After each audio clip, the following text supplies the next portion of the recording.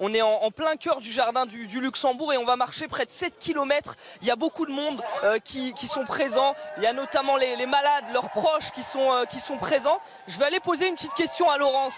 Laurence, c'est une habitude cette marche des maladies rares depuis 1999. Cette année, c'est quoi le message d'espoir que vous avez envie de transmettre pour toutes les personnes qui sont présentes autour de nous et qui nous regardent derrière le poste de télévision? Oui, exactement. Alors, message d'espoir, je pense qu'on l'a vu depuis hier soir, il y a vraiment des victoires formidables. On a réussi à inverser le cours de la maladie pour, en tout cas, 5% des maladies rares. Ici, elles sont des milliers. Il y a plus de 1000 personnes qui viennent de partout en France avec des panneaux. En général, le panneau n'est pas le panneau de sa propre maladie, c'est ce qu'on leur demande. Et donc, il y a 95% des maladies rares qui attendent. Et justement, ces premières qui ont tracé la voie, on compte sur les uns et les autres pour faire en sorte que toutes ces maladies qui attendent puissent aussi voir leur victoire demain. Pour ça, on a besoin de dons 36, 37. Il faut continuer à donner tout au long de cette marche.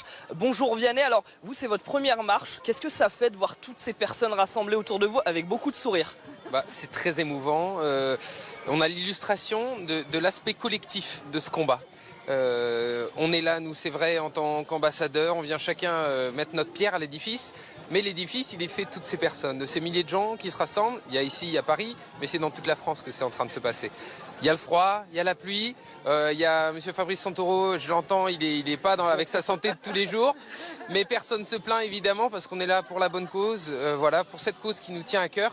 Et il ne reste plus que quelques heures. Donc l'idée c'est ça, c'est de donner, donner, donner, de jamais cesser. C'est aujourd'hui que ça se joue. Merci Vianney, vous l'avez dit, il y a également Fabrice Santoro. On le connaît tous, Fabrice Santoro, ancien tennisman professionnel.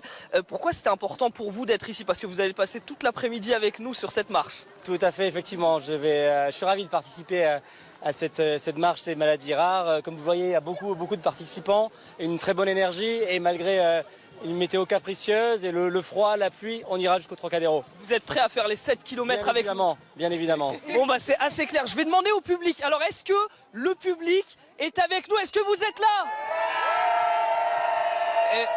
Je crois que c'est très clair. C'est le moment de lancer cette marche. Alors je vais demander à Vianney, le parrain. Vous allez faire 5, 4, 3, 2, 1, top. Et on va partir pour cette marche.